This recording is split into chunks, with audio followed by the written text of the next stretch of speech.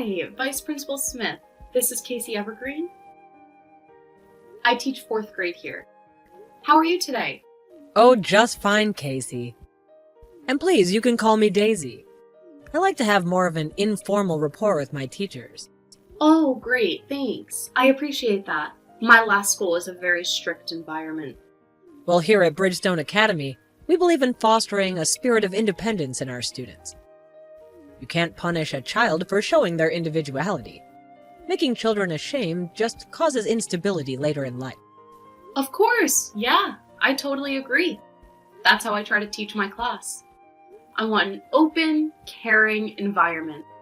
And it's hard these days, isn't it? With so much negativity in the world, it affects the children as much as anyone. I know what you mean. Some of my kids, well, I really worry about them, and I don't have the time to give them each the individual care that they require. Or at least, I don't feel like I do. You're young.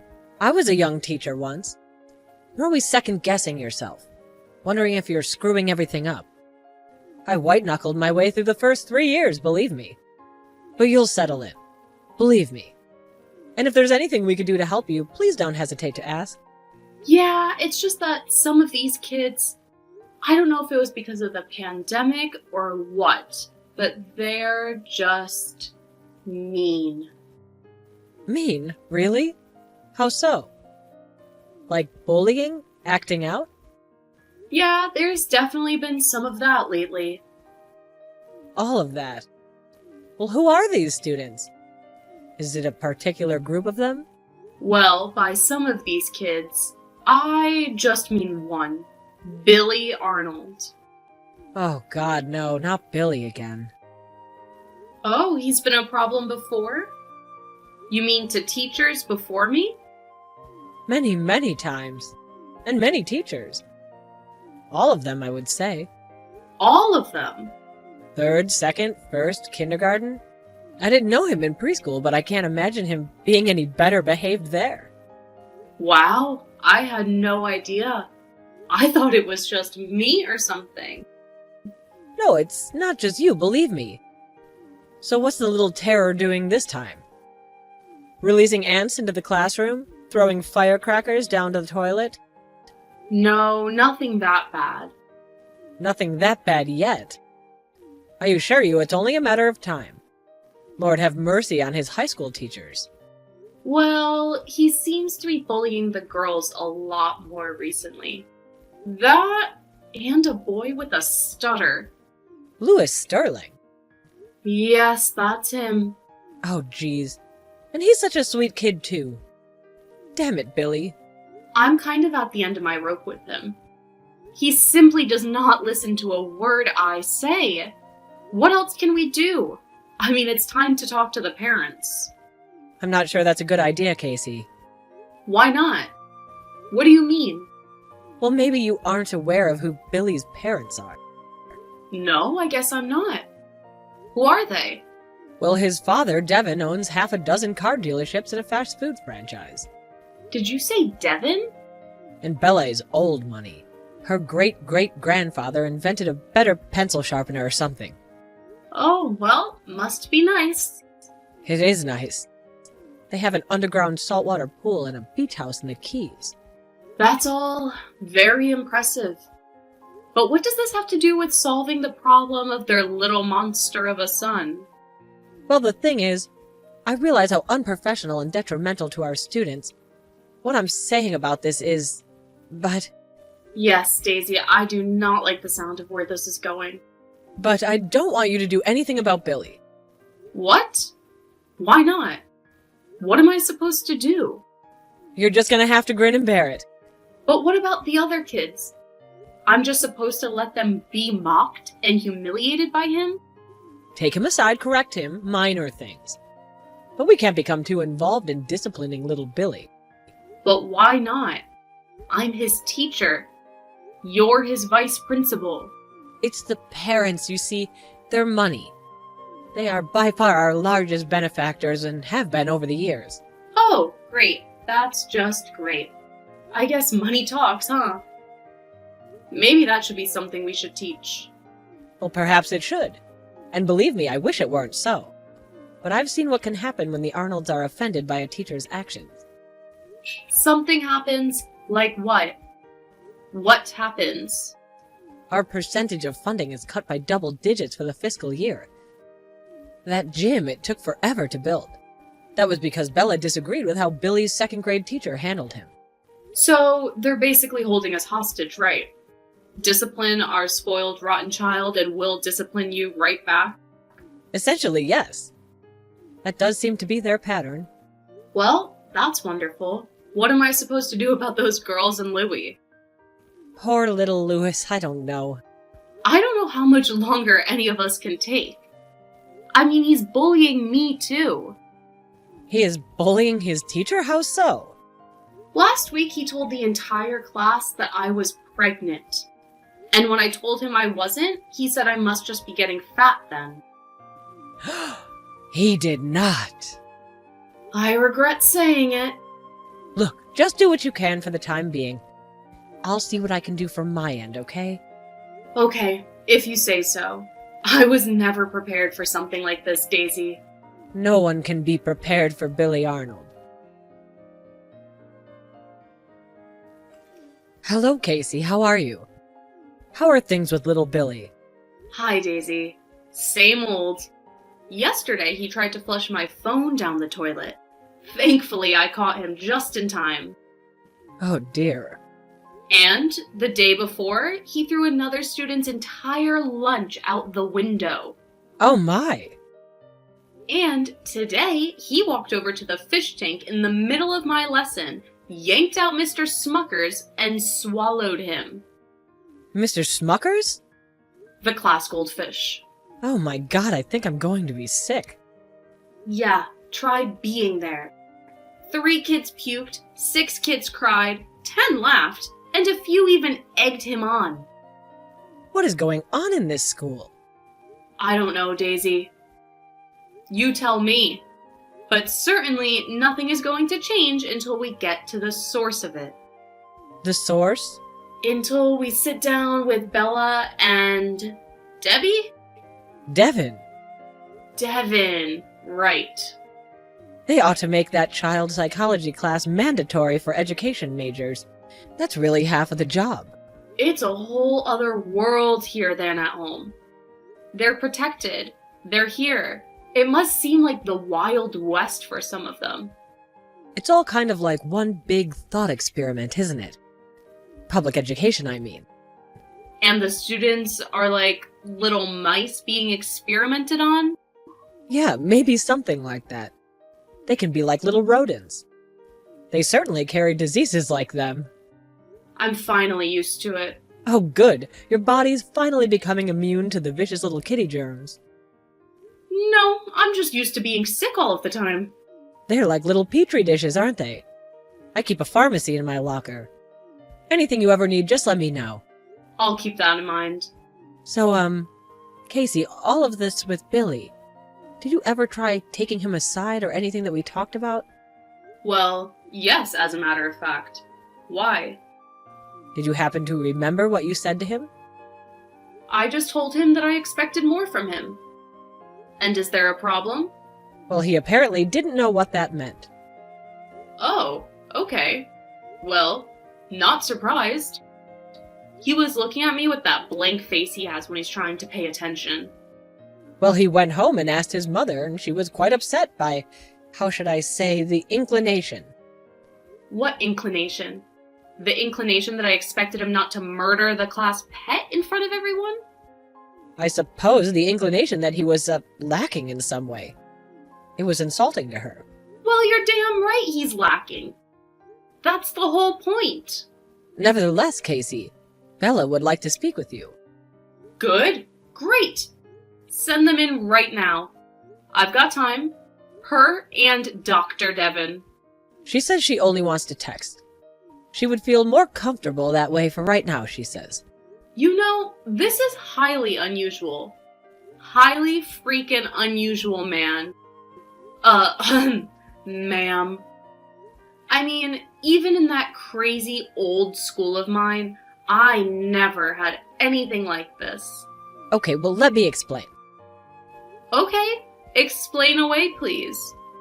Because this isn't conducive to me or my students' learning. I have pressure on me, you see, from Principal Martinez, from the superintendent. Superintendent Bowers is on you about this? Yes. Not about you and Billy, but they're adding another addition next year, or at least planning to. Another one? Now what? An indoor playground with trampolines and stuff. Well, okay, that does sound cool. But still, this is ridiculous, Daisy. Would you please just read her text? Do it for Billy, even if he's a little turd. That's not sweetening the deal. Okay, then do it for the other kids, for yourself, for me, your boss. Okay, fine, if you're going to put it that way. So listen, there's a few other things we need to go over about the new lesson plan. I'm sorry, Daisy. I'm gonna have to get back with you.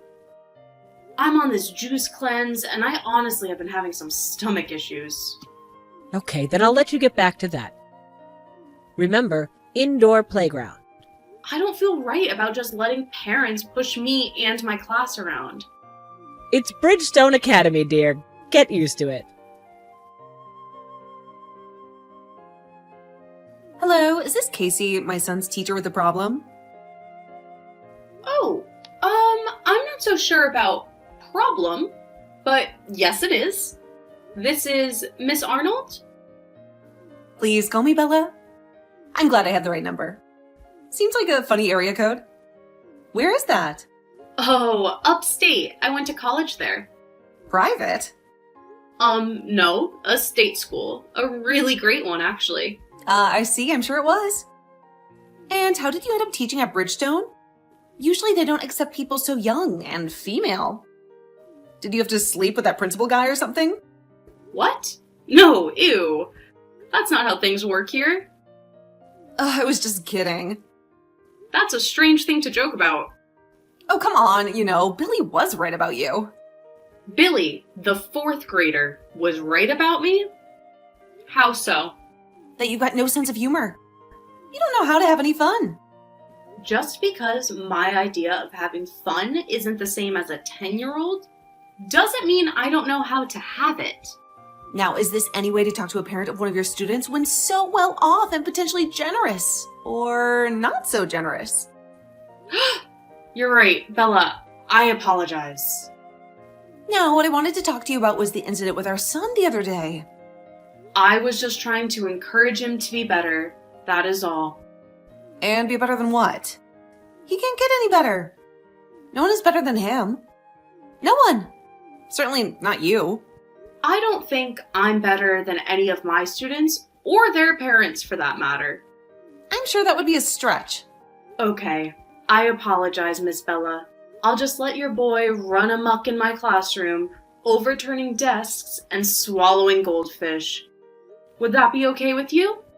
If you all want us to continue funding your little operation over there, I suggest you leave the discipline to my husband and I. Does Mr. Arnold like to speak with me as well? I'm sure that wouldn't be a bad idea. Devin doesn't need to speak with you. He's a very busy, important man. I just want what's best for Billy. Just like you and your husband do, Bella. Well, you certainly don't act like it. Is this how you do what's best for all of your students? If so, I weep for the future. Well, I do, and I want what's best for all of my students and for my class to succeed. I need a calming, stable environment, and because of your son, we don't have that. And how can you lay all of the blame on him? You're his teacher after all. I mean, can't you get control of your own classroom? If Devin and I had professors like you at Princeton, we wouldn't be in a position to send our son to Bridgestone, that's for sure. Well, thank you for the vote of confidence.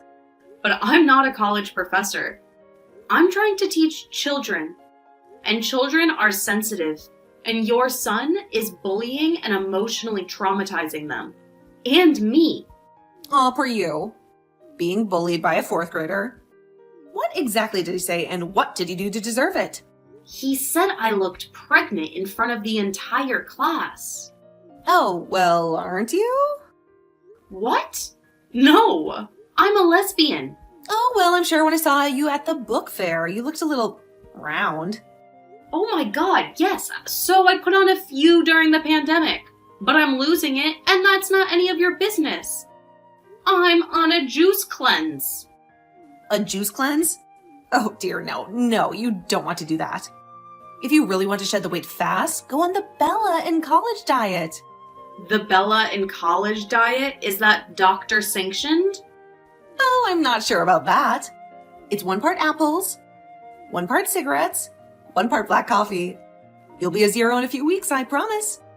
I mean, sure, you'll be starving and uncomfortable all the time. Your breath will be bad and you won't be able to sleep due to the terrible pain. But you'll look great. And hey, my son won't make fun of you anymore. Okay, I think we need to take a different approach to all of this. Look, honey, I really appreciate you're trying to care for your classroom and all, and it's cute that you think you know what's best for Billy. It really is. I never said I knew what was best for him. Oh, well, good. Then maybe you'll shut up and listen for a moment. I'm Billy's mother, not you. Only I have the right to discipline him. I don't care if he's at school or not. So unless he burns the place down, I don't want to be bothered by these petty little incidents anymore. Petty incidents? He tried to flush my phone down the toilet. Well, he's anti-technology. You can't hold that against him.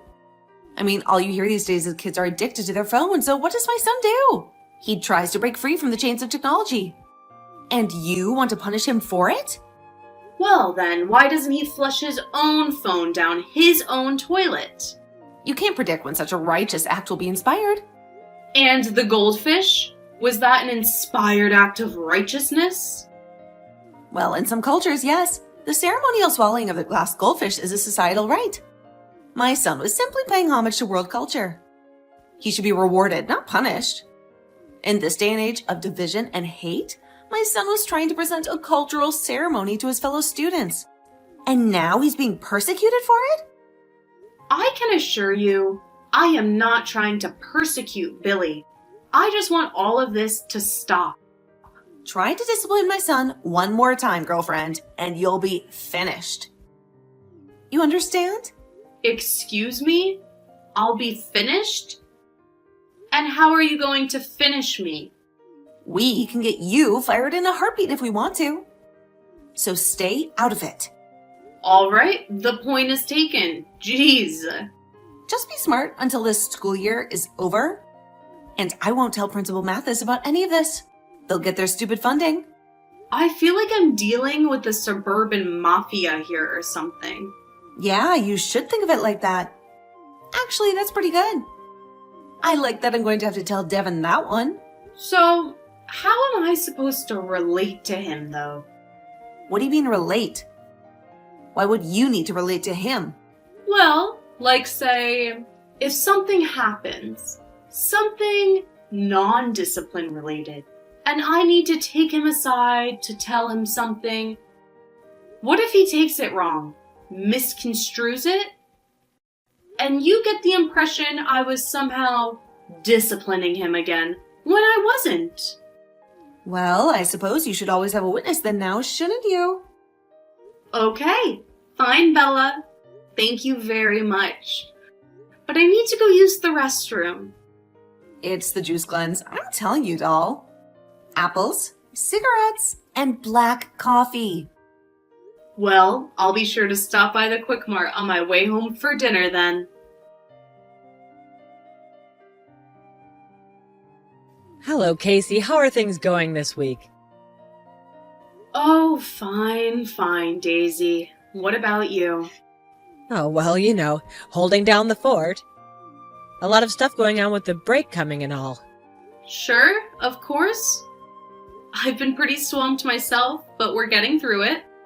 So, has everything going okay with the little tumor? The little terror? Oh, yes. Right. Terror. Either certainly applies. I haven't heard from his mother recently. Well, I have. But not about you, at least, which is rather unusual. In fact, I'm beginning to worry if she's all right. Well, I can tell you right now, she isn't all right, and she never will be.